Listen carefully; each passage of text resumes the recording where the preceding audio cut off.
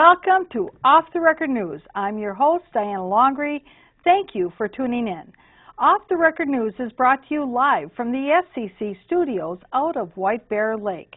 And through a cooperative agreement, this program is also simultaneously broadcast to those studios out of the Roseville viewing area, the CTV studios. As a result of this cooperative effort, this program is reaching out to and serving approximately 28 communities in the Northeast metropolitan area. And as I mentioned, being a live program, we encourage all of our viewers to call in with any questions or comments that you may have either for myself or my guests this evening. Tonight it is February 13th, 2013. And I do want to say that we do broadcast this program at other times and dates at other channels. So unfortunately, if you find yourself watching this program on a date other than February 13th, well, you won't be able to call in. However, if you have follow-up questions or you want to contact me or my guest, you can certainly get a hold of me on Facebook 24/7. And during the course of the program, we will put up my guest's email so that way you'll have a way that you can get a hold of her as well, because she wants to hear from you. Now, tonight I have with me Miss Rebecca Cave. She is the newest council member on the Maplewood City Council. Now, of course, this isn't her first stint as being a council person. She was on the council for 2 years, I think, 2006 and 2007, I believe, yes, correct? Correct. Yes, correct. Well, thank you for coming back on the program. Well, thanks for having me. It seems like it's been so long since I've been on. So much has gone on, and it's so fun to come here and be able to speak to you guys and let you know what's going on. And have a couple shout-outs, if you don't mind. Oh, sure, by all means. First of all, tonight happens to be my parents' anniversary. And I know they're out of town, but they'll watch the replay. So to Doug and Joanne Kinane, happy anniversary. I love you, Mom and Dad.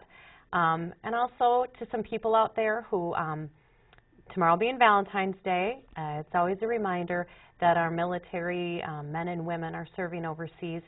And you know, our thoughts are with them and our prayers are with them and also with the families they leave behind. And having my husband have gone over there, my kids and myself were left behind. And there's a couple people that I'd really like to talk to and thank right now, and publicly thank, is first of all Tony and Jenny Karate. Very, very wonderful couple in my life, and they've really meant a lot to me in this Valentine's Day. My heart is for them, who've helped me through the times when I was alone at home and I had nobody to help me with my kids. They were there all the time, and their children, and talk about a wonderful family that we have in our community. And another one I want to talk about is Tracy and Carrie Murphy. Tracy has also been a wonderful asset to my family since, you know, we were going through our transition, and helped me out and has helped me out with rides for my kids and anything I need. And her husband, Carrie, has been a loyal supporter of mine, and they live in Oakdale. Can't vote, but I'm sure you would, wouldn't you, Carrie?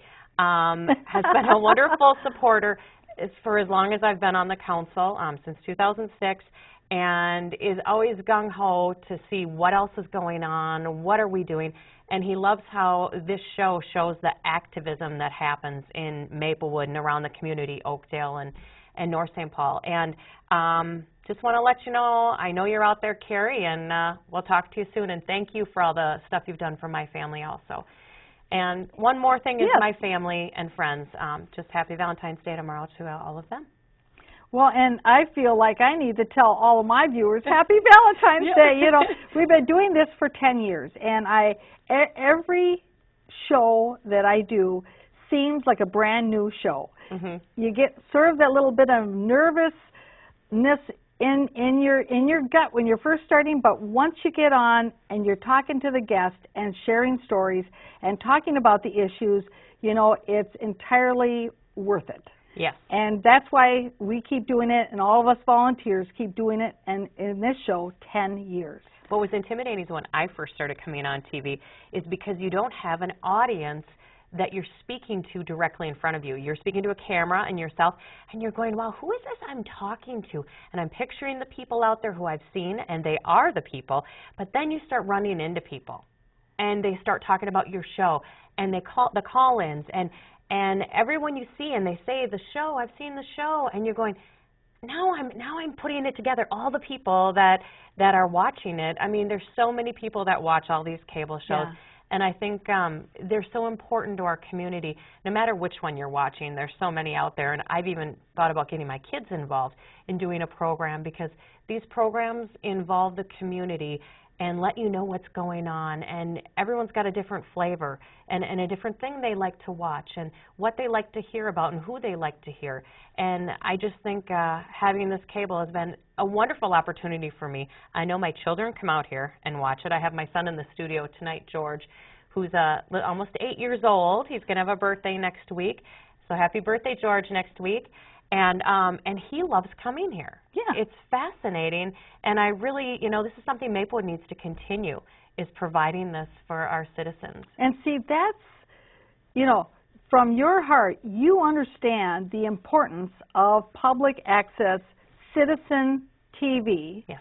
For the community, yes. because you've participated in it. Mm-hmm. Would you believe it or not, Miss Kathy Juneman has been on my show. She was on here with Ken Collins when they were both council members. They came on, they talked about council issues, just like you're going to do tonight. Mm-hmm. She was not afraid of the TV back then, because she was a different council person back then. Mm-hmm. And I've been thinking to myself, if I could go back in my archives and go back and find that show, we could take a look at that, and then she could remind herself of the value of public access TV, because there were times where it was a vehicle that she used to talk about the importance of keeping dispatching in Maplewood. Yes. That she used this vehicle, public access TV, to tell viewers about her commitment to keeping dispatching in Maplewood, about why it was an important issue and why, that she supported that position. And now I think she's on the side of the Maplewood council people who are thinking, well, gee whiz, maybe we should pull out from public access TV. It's amazing how things change.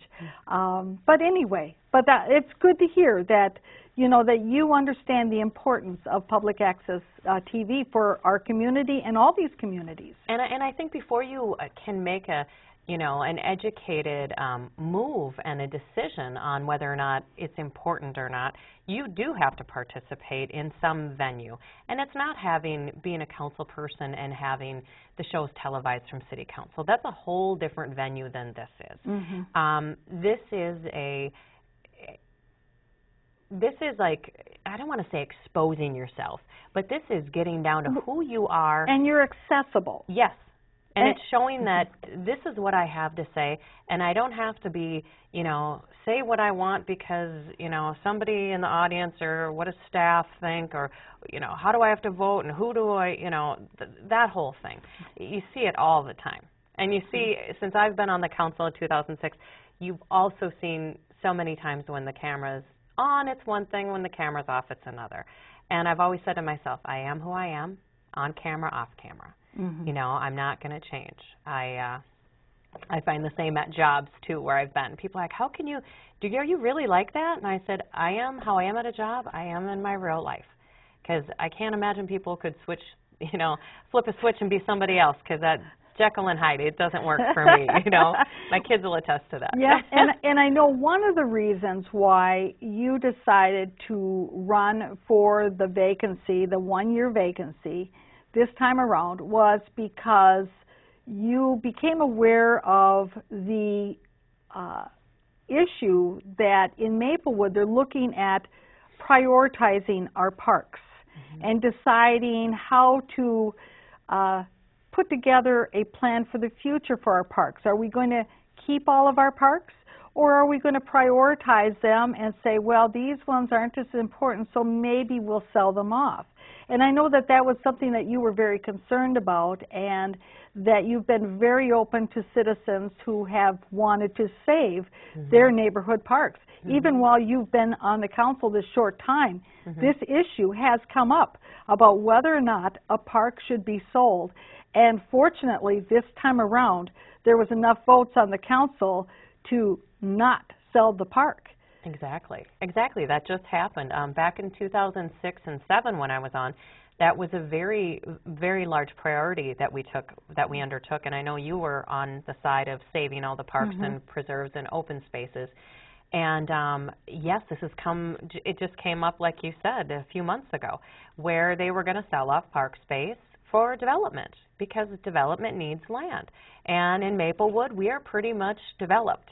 So we're talking, you know, we don't have much land left. So now in order to build these big developments, they need X amount of land, and they don't have it. And there's all these parks and open spaces around it. So they said, what if we just take a little wedge, just a little bit here, just a little bit there? And you know, people go, oh, okay, I see. It's you know, like they're just taking a little bit. But when you see what it is, the wedge is, you know, like that's the prime piece. Well, it's like a bag of potato chips. I'm only going to have one little chip. And then it's like, well, you know, out of the whole big bag of chips, that one little chip doesn't really matter, does it? So I think I'll have a second one. Well, a couple more, and then a couple more, and pretty soon the bag is empty. Well, that's what happens when you start looking at your parkland as saying, well, we'll give a little, you know, 20 feet here, 10 feet here. Yeah. Oh, what do we need this extra acre of 23 for? Oh, gee whiz, what about this? Gee whiz, let's just bulldoze the whole savanna because we'll remake it the way we want it. Yeah.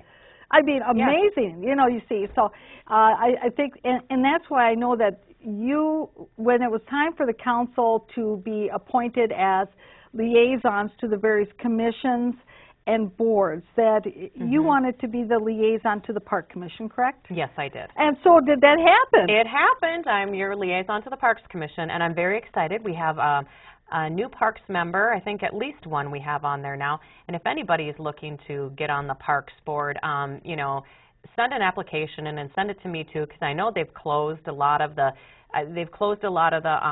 committees, but we're always looking for more people, and I don't see why we can't have a quick meeting. So if you're looking at any of the committees out there that you see that you want to belong to, especially the parks, I would encourage you to fill out one of the applications, send it to City Hall, and don't forget to CC your council people, especially me.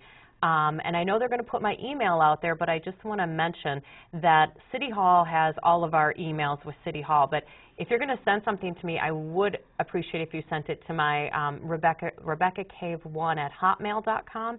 And I know later on we'll put that on the bottom of the screen, and I'll repeat it again, but that is the number one. It gets to me immediately. Right, it goes to your phone, doesn't it? Yes, it goes to my phone. I have one of those. I'm finally in the year 2000. So, and speaking of parks, there's a couple things I want to talk about, is how important it is when this next election is coming up in November, that if you are serious about your parks, there's a few things more than just, you know, we have to put the right people on the council. The council, when I am on it, the council is allowed to create policies for the parks, let's say. And I know one of them when I was fighting the Roselawn Park was, well, no net loss. That's not a philosophy I go by, and I don't think it should be one, because now they're counting the Fish Creek as we just added 70-some acres. So now we can lose 70-some acres because then that would be no net loss. Right, and see, and that's kind of a misconstruing of the philosophy of no net loss, because typically the way no net loss works is that if a developer is coming in and then using up, say for instance, like with the Roselawn Park, they were going to use an acre.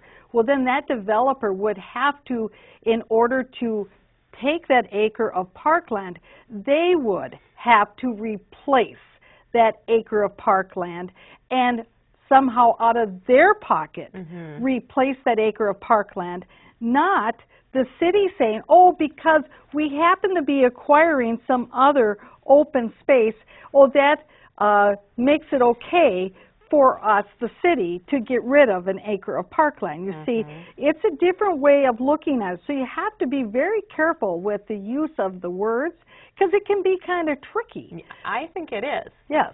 I really do. Because at that rate, we could have, with the acquiring Fish Creek a neighborhood preserve, that would mean if that's 72 acres, that means that, well, you could get rid of the savanna, which is 23 acres. You could get rid of Roselawn Park, which is 5. Well, gee whiz, now we're only up to 28 acres. Which other parks are slated to then be on the chopping block since we've acquired Fish Creek? You see how that slippery slope could be slid upon. Exactly. Yeah. And a couple steps you can take immediately to start looking at fixing this is, one, our Parks Department is setting up a task force to look at what we're going to do with our parks in the future. What do we want to do with them? What expenditures do we want to spend on them? Do we want more trails on them? Do we want to do nothing with them? And sometimes that's not a bad thing either. If you don't have the money, on the Parks Board, Don Christensen said, and a wise man, and a guy who's been on the Parks Commission forever, and he said, you know, and this isn't, you know, quoting him, but he said something to the effect that he goes, once you sell the land, it's gone, and it's gone forever. And he goes, so we don't have money at the time to do all these changes to our parks. You don't have to do anything. You can leave them. You still own them. It's still free and green space.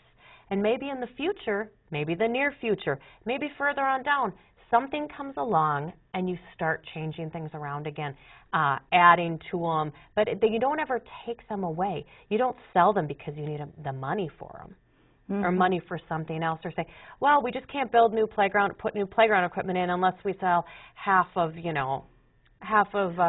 Gladstone. See, that's right, but here again, talking about playground equipment, they're talking about, well, they don't have the money, and yet they used equipment certificates, is what I understand, equipment certificates to buy trash cans for their government-managed trash collection program, right? Well, why, and I haven't looked into this, but why can't you use equipment certificates to buy playground equipment if you can use those to buy trash cans, which are plastic with a little electronic chip in it? What's the difference in the materials? What's the difference in that it's it's an item that gets used daily, that has wear and tear? I don't know. You see, now there could be other alternatives. So there again, when they say, oh, we don't have money for playground equipment, well, they found money for trash cans. And they found a way. There is a way. There's a way to do anything that you have a passion for, a desire for in government, you can do it. And I believe the same thing. I know Mississippi, up along the freeway, when we took out a dead piece of land that had just a bunch of mangy trees and put playground equipment in. Oh, yes, by Mississippi Street, right on frontage road, close to 35E and what was that? Road? No, B. Yeah, somewhere along there. Yeah, right by the fire station that was closed. I should know, but... I know. And on the way to Cub. Yes. And so there is stuff out there. So I'm encouraging you, and if you know anyone who's passionate about it, who's not watching this program right now, have them call in. And also, if you'll just give me a minute here, they're looking for 6 people to represent different areas of Maplewood. They'd like, ideally...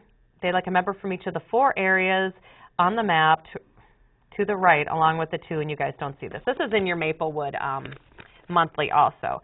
But they want it by the end of February, and then they want to do applications in March. So if you can get this in by the end of February, and I know we're already in the middle of it, so this is kind of a hurried thing, and I know you're not thinking parks right now because there's white stuff, what's called snow out there, all brown, but really get on this task force because, and if we have multiple people, I would really encourage, if we have way more than we need, I would encourage more people to be on it because the more you have, the better it is. I mean, they're saying 6. If we have double that, I certainly think the more the merrier because there's so many ideas out there and there's new commission members that seem to be really exciting and are ready to turn our parks into a positive place for kids and keep the tradition of ball fields there. I know we closed Wakefield for ball fields, and you know I'm jumping on that because that needs to be reopened. You don't close them down, and we need to make them family friendly. If volleyball seems to be the new then we need to make the volleyball court so people aren't all over the grass destroying the grass, and then we don't fix the grass, and then we're going to have signs, keep off the grass. And so we have to have solutions before there's so many problems. Right. And I think what I want to also let our viewers know is that don't assume that just because you're thinking that this is the park strategy group, that everybody who gets on it, because there are other positions as well, other selected positions that the council created that could be filled by people who have a different agenda than citizens who want to keep all of their parks.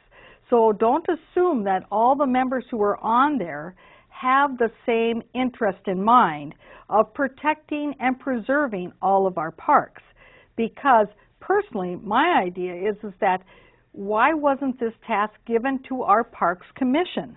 Because that is what they traditionally have been doing ever since they've been in existence. But I think that certain people in upper administration and on the council, that they counted the votes on the Parks Commission, and that they know that there are more people on the Parks Commission who want to preserve and keep all of our parks than there are those who would agree to sell. And so what better way to bypass the traditional commission that would normally be charged with this than to say, oh, let's start a new task force, and well, let's see. We'll see if we can have a different outcome. So that is why it is so important for folks that are committed to preserving all of our parks in Maplewood and not putting any of them on this on the butcher block, that you get involved. And even if you don't get on the committee, attend the meetings as an observer. As an observer. Exactly, as a at-large, because you have just as much input as a task force does. Really, when you show up, if you happen to not get on, don't be discouraged, but do put your applications in, because, like I said, this is one way that you can be right there. Be right there at the change of what matters in Maplewood with the Parks and Rec, and keeping the preserves and keeping open spaces free for everybody to use, and to make sure we have them and not sell them off. Yeah. And another reason, one other point I want to make, and it seems like it's far away, but November is election time in Maplewood. And like I said, it's very big to know who is running on city council and who's going to be for your parks. A lot of people say they are. It's a big thing. Everybody knows that everybody wants parks, so the big thing to say is, I'm for lowering taxes. You know, everyone will say it. I'm for parks. Well, what have you done for parks? Have you ever sold parks? Have you ever sold parks to a development? Can you say you have? That's what, to me, is the person who can commit to a park, is their record. And you need to make sure that when you're out there and you're voting, that you have a council that's for the parks, because essentially a task force is fabulous, but the council's philosophy gets filtered in, and if they see a project and they want to do a sell, or they say no, not lost, well, boom, that's going to start getting used. Yeah. So, and you know, that's interesting you bring that up, talking about people's voting records and voting history. Now, I'm not sure that we're going to get to this particular topic in its entirety during this show, but during a recent council meeting, there was this discussion about some of the various litigation costs over the last few years, whenever, you know, the last 10, 12 years, whatever that is. And one of those issues that came up that was a case of litigation was when the council, I believe it was in 2006, voted on a 3-2 vote not to approve the conditional use permit for the development of Fish Creek, because a developer came in and they wanted to build all of these houses, 6 to an acre, 6 units to an acre on the Fish Creek area, which is in the Mississippi critical area, near the bluffs, all of that. It would have been decimated. Just go drive by the savannah and you would get a picture of what it would have been like.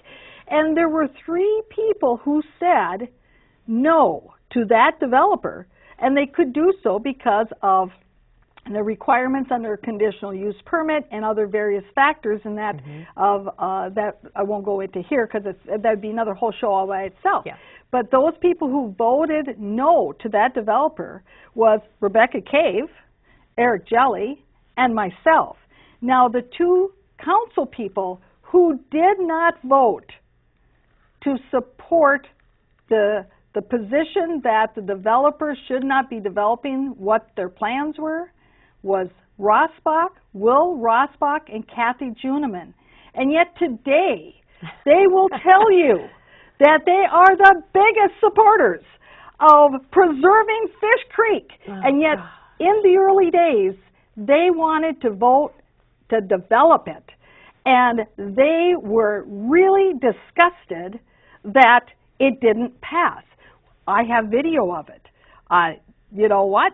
There's the record. There's the record. Yeah. And so when people today tell you how they believe, look back in time, look at their voting history. And it's crazy now because now Fish Creek is such a, you know, we have people on the council and Kathy's such a big promoter and she says how green she is and I'm like, well, it's funny because you weren't green at the development time.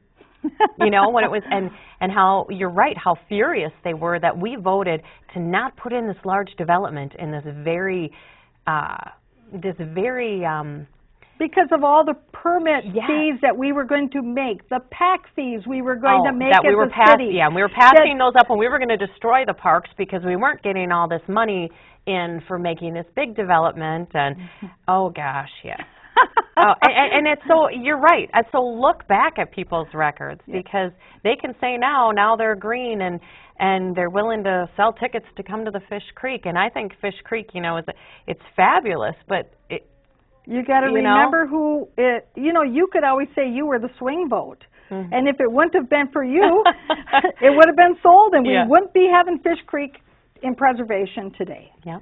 So, I mean, and I fully support the preservation of Fish Creek because I fought very hard for that because that is a jewel of a property. Yes, it is. And, you know, it's not often that a city has a parcel of land that's in the Mississippi critical area and is on the bluffs. This is a wonderful piece of property, and I think that we are finally doing what is right. But we wouldn't be there today if in 2006 you wouldn't have voted the way you yourself did. And Mr. Jelly. Yes. You know, definitely. So, but, you know, it's interesting, too. You know, I know another issue that you brought up during the recent campaign is that because you have a business background, too, in addition to public safety, which your degree is in. Or let's see, your degree. Okay. I want to make sure I had the right thing. Okay. But a business background in that, talking about business retention and the importance of that to Maplewood. And I know that when the budget was passed in December, because you had just come on board, and you were talking about the budget, then everybody else was too because the council had to vote on the budget for 2013. And you brought up the issue that you were concerned about the levy because in looking at what the levy was, that it made the tax rate higher than it was in the past year. And I remember that there were several council people, including the mayor, who basically blew you off, saying that the tax rate doesn't matter. But it's interesting. I just want to share this with our viewers, is that you can look in the back of any of the budgets. I happen to have the 2012 budget here. But in the back of it, it will tell you what our tax rate is for Maplewood. And the tax rate is based on the valuation of the property in your city, all the property, the market value. You add it all up. And then you determine based on equation, roughly speaking, then if you have a particular property tax levy, how is that in relation to the overall market value when you add up all the market value of your property? So when the times are good and market values are up, well, you know, if the city levy is a little higher, well, then it's sort of like everybody's sharing in the wealth. And then you can use that. And when you were on the council before in 2007, actually, that's sort of the scenario that happened. And that increase then went to paying off more of our debt. Yeah. And yet when property values go down, then that's the time when maybe you need to decrease that levy. Because here's an interesting fact, I'm going to throw this out before we get on to the next topic, is that back in 2007, our tax rate, total tax capacity tax rate in Maplewood was 31.95. Now, in 2012, it has gone up substantially to 44.04. Wow. And during the 2 years that you were in office, the tax rate, we had actually kept the levy flat in 2007 because we saw that there was actually the market was starting to dip down. And so we kept it flat. And that, of course, was exactly what we should have done, because the market values were starting to go down, and as a result, the tax rate went down because we kept our levy the same and kept it flat. When market values went down, because our levy was flat, our market rate actually did not go up like it is today in Maplewood. It actually went down. And so this is a very interesting thing, and it's important for viewers to, try to hear more about this as we go along. It is, and that's another show I think you should almost have with visuals, because it's tax time comes up once a year, and I don't think people understand fully the tax rate and the tax levy. And it can be brought down to dumbify it. They say, and I really think that needs to be done, and not to call any of our viewers, not smart enough to understand it. Right. But It's it took complex. me a while to be able to explain it, because I could understand it, but I want to be able to understand it so I can explain it. Right. Then you get it in a different way, and and to explain it to somebody in simple terms. So that might be a good show for you. Exactly. And in line with that, I also pulled up some statistics, which again, because I know the council, over the past few years, they were talking about that parcel D, parcel that they have along County Road D, that they want to turn into some economic redevelopment area, or that area by the roundabout where the Goodwill used to be. Yeah. There's a piece of property the city owns there that they wanted to do economic development and start up and have a store or whatever. I don't know what they're going to do. But anyway, but this is something that's very, very important to know, and it keeps coming up that nobody really ever has the answer, and I've never heard about it at the Economic Development Commission either. But that here's the statistic that somewhere around January 2006, when the market was still good, is that square footage retail here in the metro area for Maplewood, that the square footage cost per square foot in commercial was over $160 per square foot. And that's in the commercial, in the metro. But that now today, it is down around $100 per square foot. Now that's a substantial drop. So when and I would just say that when the council's talking about economic development, or they're talking about it in our Housing and Economic Development Commission, they should really start focusing on what is the market today, so that they understand what the conditions are before the city embarks on saying, okay, we've got land on County Road D and we're going to become developers now. Well, I pulled up a listing of all the commercial properties that are for sale in Maplewood. Half the properties, I believe, up by the Maplewood Mall are for sale. Here they are. They're for sale. And I'm thinking, this is what the city would be competing against. So anyway, that's another whole show all by itself. Yes, it is. I'm going to have to look at that list when we're done. That's right. Now, I know that we've already talked a little bit about the Parks Task Force that you're encouraging folks to sign up for. We're about at the halfway point here, and we have some film footage from the council meeting where you were advocating to bring visitor presentations back to the council. Sure. So let's cover that, but I understand we have a caller on the line first. So while they're queuing up our video, let's take our caller. Caller, thank you for being patient. Go ahead. Thank you for the show, Mayor Longry. Ms. Cave, thank you for your service in saving the park in my neighborhood, Roselawn Park, because I know if you were not elected, they would have sold that park to their favorite developer. Also, I appreciate your willingness to serve on the council, because some of those people like Rosbach, they're just so negative. They're negative, and they don't ever seem to get tired of being negative. So thanks for being a positive voice. My question, Ms. Cave, is how are we going to stop Rosbach and Antonin, the city manager, from selling our park, some of our parks in the future? In my neighborhood, I still believe Roselawn Park is at risk. Thank you. Thank you, caller. Very good question. Like I mentioned a little bit earlier, one of the big things is to get on this task force and see what our parks are, where they are, let people know what ones are could possibly be deemed for selling, which I am totally against any of that. We need to find out, look at the track records of your council people, and when it comes to voting this November, I guess get rid of the council members who have voted to sell your parks and open spaces, and make sure you don't have people on there like that, because that's the only true way you're going to shut the door to it.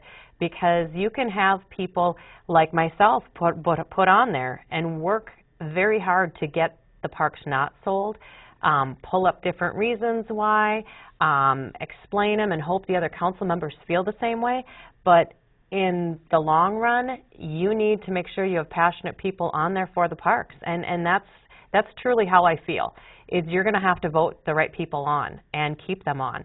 And it's a hard job for you citizens out there to be on it, but it's a worthwhile cause. And saving the parks is a community effort. I mean, it involves all of us. And as a community, to get out there and get people to vote is going to be your job.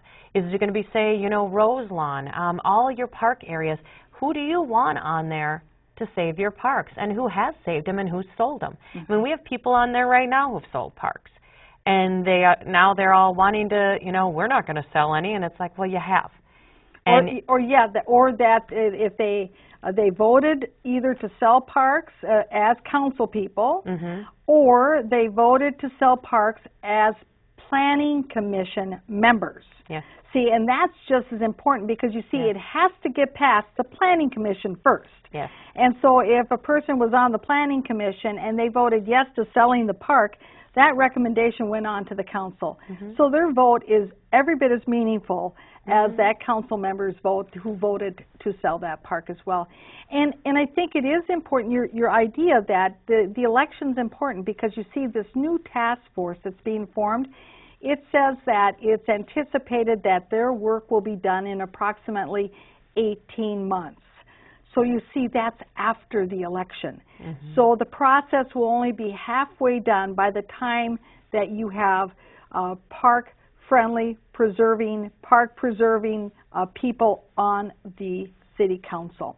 And I think to answer the caller's question, another way that you can certainly save our parks and open spaces in perpetuity is to continue the initiative that was originally started back in 2007, I believe it was, to put a covenant on the green spaces of Maplewood that Maplewood owns, and to put those covenants on them so that they cannot be developed for commercial or residential use. Diana, exactly, and that was the next thing I was going to talk about, is continuing that effort that we had and having the people on the council, once again, who are willing to do that. I'm willing to do it, and I have to find enough people on the council that are willing to do it. We have people on there now that's not what their priorities are.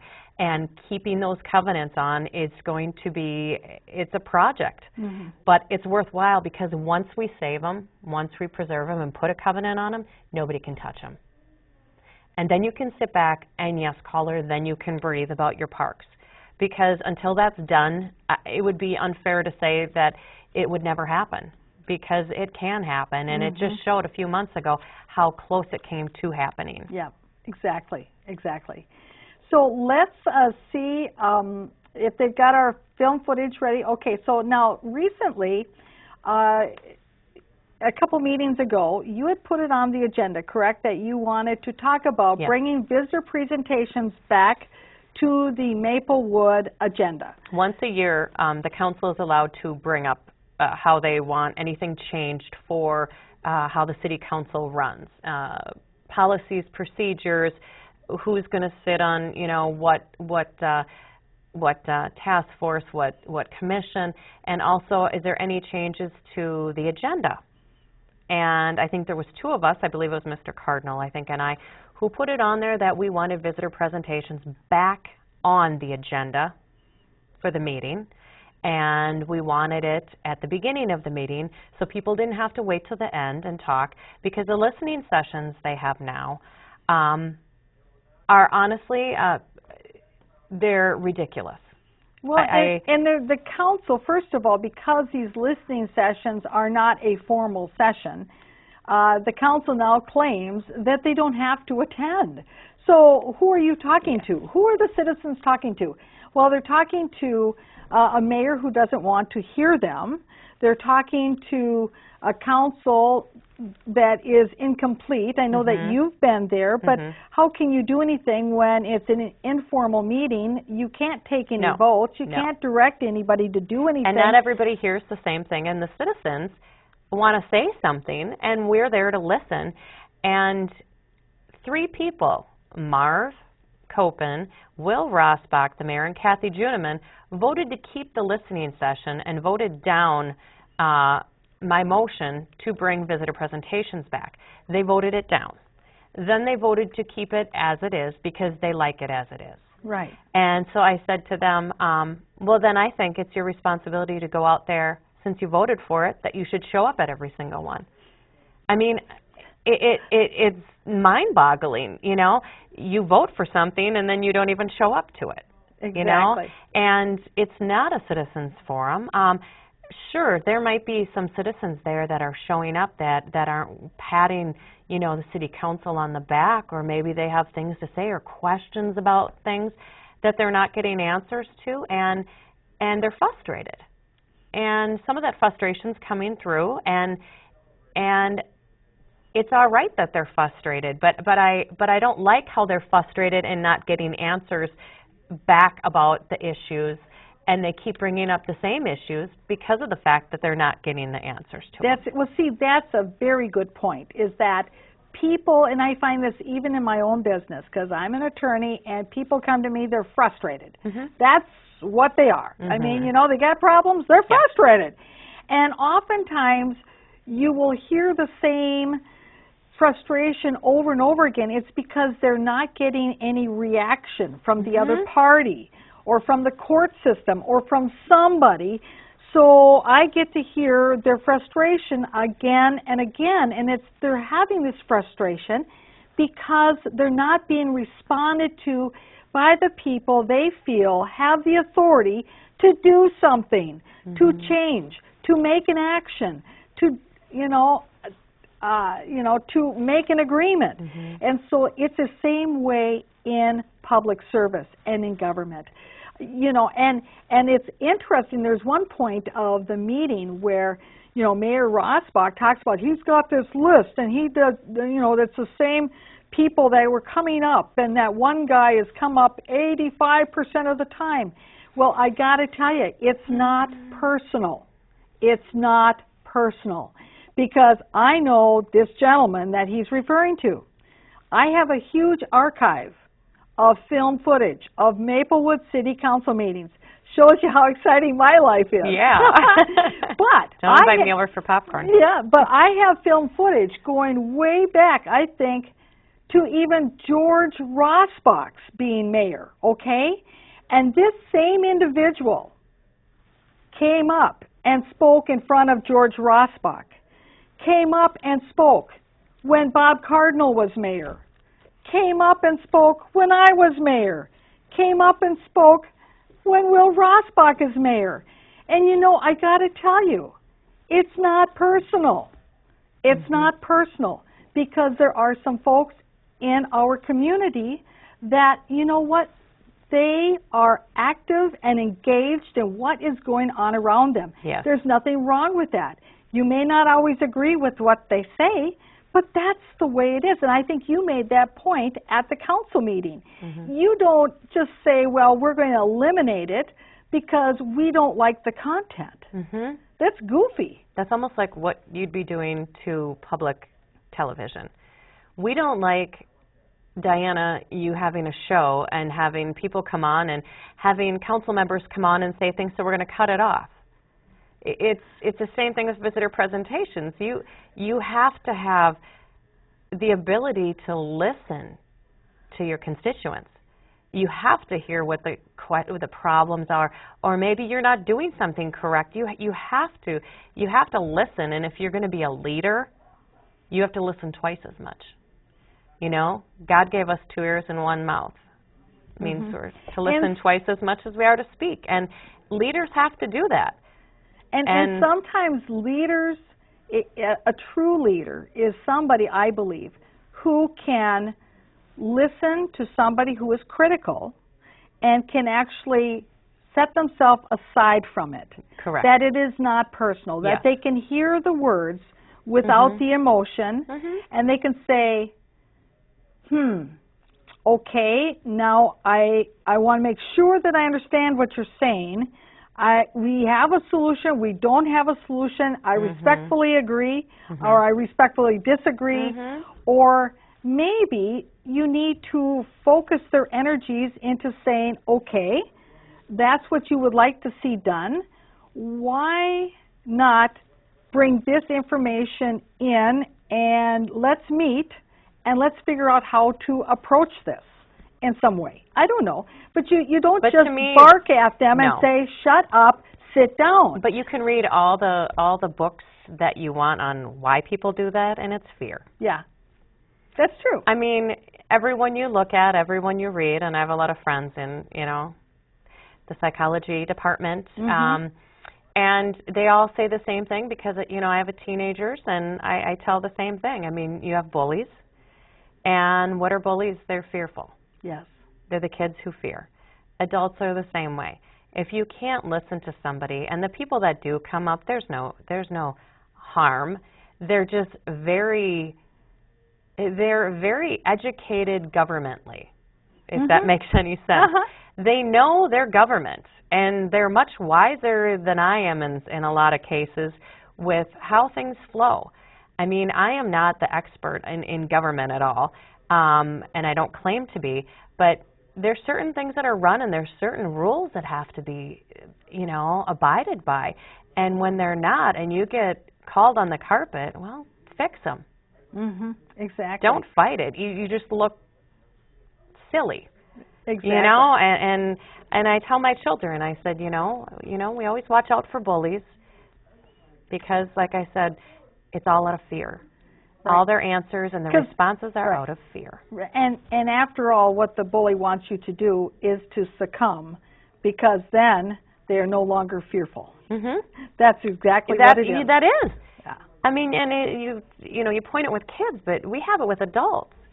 And it's, you know, I see on there, you know, just the other night we had a, you know, incident, and it's just, it's amazing how, I mean, I'm not one that ever gets bullied, so. Good. Excellent. That's what citizens need, a council person who can't be bullied. And we need some more on there. So if you're somebody who can't get bullied, come on, join me. There you go. Now let's take a look at a little bit of our film footage here from the council meeting talking about visitor presentations. I was one of the persons who put it in. We have them on the agenda right after approval of minutes. Well, somebody will have to make a motion to do something.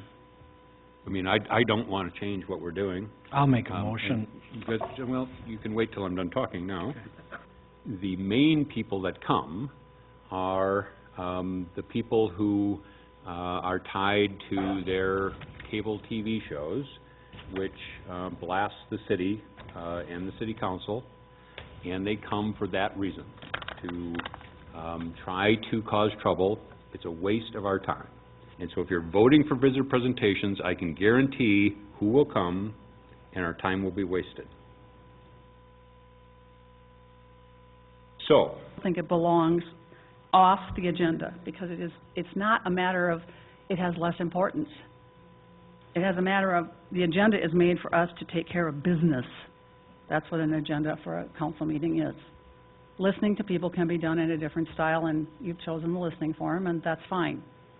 But it does not belong, certainly, at the beginning of the meeting, because of business items being procrastinated that we can't afford to do. okay.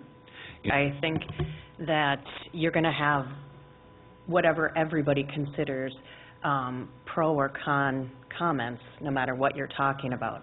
I think visitors need to have a time, and I think it needs to be at the beginning of the meeting, you know, not at the end, and I think it needs to be during our city council meeting. So I think it's important that we have a visitor presentation on there and let people come up and talk. So, just kind of to respond to that a little bit, the people who are complaining are the same people who complain regardless of what we do. You know, it's the same group of half a dozen people that are constantly a problem here in the city. But these aren't the people that you're doing this visitor presentation for. It's the citizen A, B, and C who have a topic. You were sitting there advocating to put this back on the agenda so that it was part of the council agenda. And then Ms. Juniman was saying, well, we need to do our council business, and that somehow or other visitor presentations where a person has, you know, 3 minutes to speak is somehow going to interfere with the council business. And I know that in my experience, there is, you know, maybe 3, 4, 5 people who might come to visitor presentations, but if they each speak an average of 3 minutes, you're only talking 15 minutes. Yeah. And I know that while I was on the council, there was one time where I did a small study where I figured out how many minutes of extraneous comments and commentary that Ms. Juniman gave throughout the council meeting, where it was not really germane to the decision, but it was her opinions and comments, which she's entitled to have. And I think it's important for council members to say all those things, because then the citizens know where they stand and what they think of that council person. So I think that council people should do that. But if you were to add up all the minutes that she used during a council meeting to do that, it was much more time than any visitor presentation during any meeting, at least for my study. I would think that study was probably right on. Yeah. You're right. I mean, there can be some discussions that are not germane to the topic, like you said, and they go off. And nobody stops anybody from rambling. Yeah. You know, and I don't think, and you know, like you said, it might be part of it. I personally don't think that's part of the job on city council, is to ramble on. I think that you have questions and you have, you know, your commentary, you can say something, but I don't find the rambling on, that disrupts it to me. You know, I'm not a rambler like that. So I get kind of like, where are we going? You know, we're going off here. And so I feel like people think the same thing, but that's how I feel. I mean, that's my opinion, so I don't jump on the soapbox and ramble on. That's not my style. Yeah, and you know, one of the interesting switches, though, that I saw in this council meeting, this discussion about visitor presentation and having it being part of the council meeting. And by the way, when it's part of the council meeting, then it's reflected in the minutes that so-and-so got up to speak on this topic. Yes. So-and-so got up to speak on this topic, so that way it actually preserves in the minutes for the community what people were talking about during that snapshot in time. There is a historical perspective there to have that part of your minutes, part of the meeting. And But previously, before you had gotten elected to the space that was vacated by James Launis, this issue had come up about having visitor presentations on the council agenda because it was being taken off. Yes, it was. Because Rossbach, Juniman, and Launis wanted to take it off. Well, Bob Cardinal and Marv Copen, they fought like a Dickens to try to keep it on there. Now, when you got elected and clearly you ran on the platform that you wanted visitor presentations to be part of the council meeting. And I believe they both did too. Yes. I could be wrong, but I believe it was just shortly, the election was just shortly after theirs.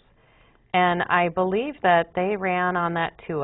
You know, don't quote me on it, but that was one of the topics was visitor presentation. And I believe they both were wanting it back on there. Exactly. So now when it comes up this January 2013, Marv Copen does a switcheroo.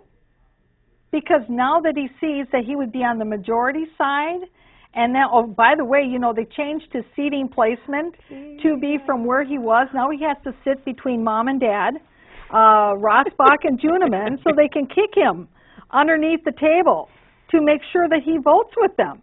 So I don't know how much they were kicking him to make sure that he voted with them, because he changed his vote. Yes, he did. He changed his vote. Yeah. And he was so adamant that it had to be part of the council meeting previously, and now he's changed. I bet you he ended up with bruises on his shins that night. You know, I don't know. I'm down at the other end, but like I say, know who you vote for, because it's amazing what people say and what they do are two different things, and it's obvious. I mean, this visitor presentation was a big issue. Yes. You know, that we had, and it was a big issue, and everybody was pretty much for it. Yep. That was running, because they knew that that was a topic that people were talking about, and I was shocked. I really was. I was shocked that Marv voted against my motion, you know, to not pass it. I think he got kicked underneath that desk. Yeah, it could be. So anyway, now we only have a couple of minutes left here, and in our couple of minutes, maybe you might have some thoughts for our viewers, what you see down the line, or what you want to encourage them to do. Oh, we should put up the email contact information up as well. But go ahead, and with our last few minutes, tell the viewers what you'd like to say. Well, I could, you know, talk once more about how great our parks are and how important it is to get on that task force. I also want to let people know that we'll be having some public hearings with a new fire station proposal going in, with 3M going, you know, building a new research and development place. I know the last time you were on here that if they were having problems with their trash collector, trash collection day, that you wanted to know, as well as having them contact the city. And I do. And if you're going to contact the city and use my city email, I need you to also use my RebeccaCave1@hotmail.com so I can get to it immediately. Otherwise, the other one, you know, I might not get to right away. But I do like to know right away, because I do have time during the day when I'm at work that I can zip in and check that out, and that's important. Also, people, any concerns you have, you know, in your neighborhoods, give me a call. The trash issue is still, you know, I've had some people that I've run into. They haven't sent me emails, and they wanted to just, you know, mention stuff when they ran into me, you know, when I was at the store. And I'm totally fine with that, too. That's cool. If you see me somewhere, you can say what you want. There's people that are very excited that, you know, with me being on, that there's just some new vibrancy brought into topics that in 2006 through 2008 we started up. Yes. Like you mentioned, people that are very interested in the parks and such. Also, I'm trying to think of a few more things. Well, we'll just have to have you come back. I'd love to. I'd love to. Yes, exactly. Well, and I want to thank you for spending time to come on and be open here to our live program. And to our viewers, I want to thank you very much for tuning in to this episode of Off the Record News. We'll see you again next week. Bye-bye.